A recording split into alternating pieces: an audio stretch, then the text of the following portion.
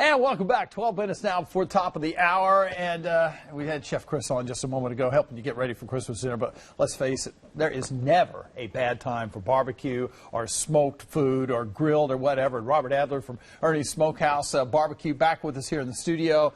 Good morning. Robert, I tell you what, good morning to you. You just never make anything that's less than perfect, as far as I'm concerned here. And you got something going on today that I find fascinating. Tell us what you've got. Well, when we hear barbecue, yes, especially here in North Carolina, everyone just thinks pulled pork, maybe some brisket or chicken. Yes. And I always say everything that you cook indoors, you can do outdoors.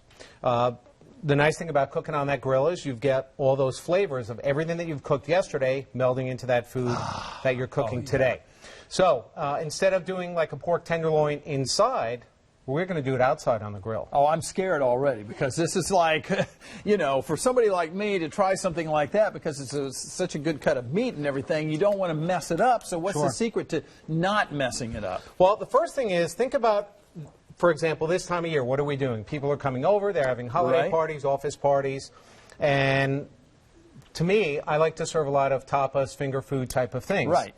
So, in doing a pork tenderloin or a beef tenderloin, a nice thing to do instead of just grilling it is stuff it. So first thing, let's show everybody how to go ahead and do that. Now, and this is, how do you pick the cut of meat, by the way? Well, you want to make sure it's a nice marbled piece of meat. And pork, on a pork tenderloin, you're not going to get that much marbling. Right. I'll usually trim most of that fat down because in the end, we're going to cook this a little bit lower on like a medium heat. Oh, okay, okay. So the key is you want to bring that heat up slowly, not cooking on a high where it's going to be burnt on the outside and raw on the inside. Okay, so you'll see a couple inches here. We're going to go probably about a third of the way down. And it helps have a sharp knife, doesn't it? Helps have a sharp knife, and I like to use gloves. Makes cleanup a little bit easier. Yeah.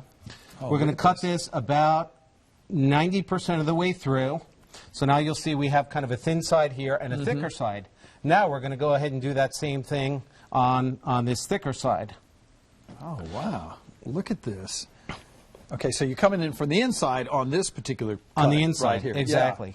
Yeah. So now, essentially, we've got a nice little pig blanket. Well, yeah, you do, and it comes out so well and so easily. Look at that. Nice and flat. Is there a term for what you just did right there, feathering or anything like that? I call it pig blanket. Okay, pig blanket, and you've just cut it. There you go. Okay. But the cool thing is now, like for example, today we stuffed it with some rosemary, some sautéed bacon and onion. Oh. We've got some breadcrumbs in there, some apple. So it's almost like an Oktoberfest type of stuffing. So what I would do from this point forward, I'll give it a good rub with some olive oil, some kosher salt or some sea salt, a little pepper. That's it. Do that overnight. Put my filling in the middle. Now I'm just going to go over, and I can even do 2 layers here, one here and one here, over and over. All right, and then you're going to wrap it in a string, and we've got about a minute left. I want to make sure everybody knows what we need to do here. We'll do that. We'll tie that down. Come back on over, and then just keep tying it to fold that on up. Now let's get over to what we're actually cooking here. All right. So here we've got a cast iron pan. We've got some Brussels sprouts, some fingerlings, and some asparagus. Oh, wow. And now on our plate, you'll see we've got everything already cut up. There's the pork tenderloin. You can do that as a slider with a little bit of cranberry sauce. And less than 30 seconds now. And that's it. So when we've got our full tenderloin here, you can see the finished product. We'll just take that on over. And start cutting down that string. Yeah. And Ernie's Smokehouse, the website is ErnieBBQ.com. ErnieBBQ.com. You've got to go to this site. If you want to make a splash at your holiday party, this is the way to do it. Robert Adler, thank you so much. Have a great holiday. All right. Have a wonderful holiday. We're back after this.